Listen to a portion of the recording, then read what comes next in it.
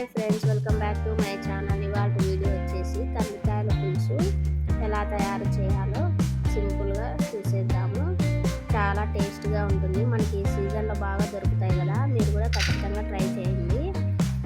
First కొన్ని శనక్కాయ పప్పుల్ని మంటను లో ఫ్లేమ్లో పెట్టుకొని ఫ్రై చేసుకోవాలి. కొద్దిగా ఫ్రై అయిన తర్వాత ఇందులో ఒక 5-6 ఎండు కొబ్బరి ముక్కలను కూడా వేసుకొని బాగా ఫ్రై చేసుకోవాలి.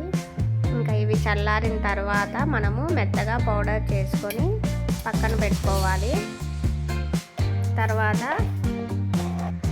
ఒక కుక్కర్ పెట్టుకొని అందులో కొద్దిగా ఆయిల్ వేసుకొని ఆయిల్ వేడైన తర్వాత కొన్ని ఆవాలు, అలాగే ఒక స్పూన్ జీలకర్ర, ఒక పచ్చిమిరపకాయని సన్నగా కట్ చేసుకొని వేసుకోవాలి. అలాగే ఒక పెద్ద సైజు ఆనియన్ కూడా సన్నగా కట్ చేసుకొని వేసుకోవాలి. కొద్దిగా కరివేపాకు.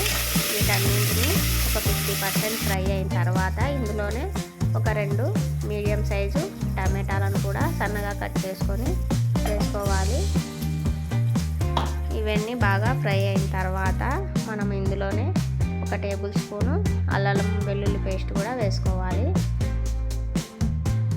అల్లం వెల్లుల్లి పేస్ట్ కూడా బాగా ఫ్రై అయిన తర్వాత మంటను లో ఫ్లేమ్లోనే పెట్టుకొని కందికాయలను వేసుకోవాలి. ఈ కూర చాలా టేస్టీగా ఉంటుంది. మీరు కూడా ఖచ్చితంగా ట్రై చేయండి. తర్వాత ఇందులోనే కొద్దిగా పసుపు, అలాగే ఒక 2 స్పూన్లు కారం పొడి, 1 స్పూను ధనియాల పొడి, మీరు మీ టేస్ట్కి తగినట్టు కారం పొడి వేసుకోండి. 1 స్పూను ఉప్పును కూడా వేసాను.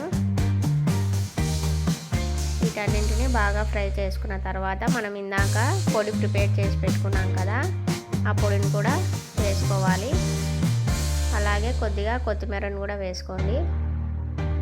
వీటన్నింటిని బాగా ఫ్రై చేసుకొని ఒక 2-3 మినిట్స్ తర్వాత ఇంకా వాటర్ పోసుకోవాలి. నేను వచ్చేసి ఇక్కడ 2 గ్లాసుల వాటర్ పోసాను. ఈ కర్రీ చపాతీలకి చాలా బాగుంటుందండి, రొట్టెలకైనా బాగుంటుంది.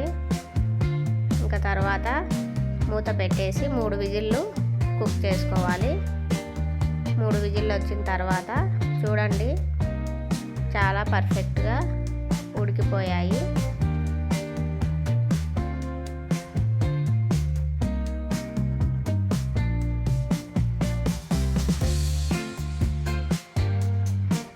చూసారా, మీరు కూడా ఖచ్చితంగా ట్రై చేయండి. అంతే ఫ్రెండ్స్, ఎంతో సింపుల్గా కందికాయల కూర రెడీ అయిపోయింది కదా. ఈ వీడియో కనుక మీకు నచ్చినట్లయితే మా ఛానల్ సబ్స్క్రైబ్ చేసుకోండి friends. Thank you for watching. Bye bye.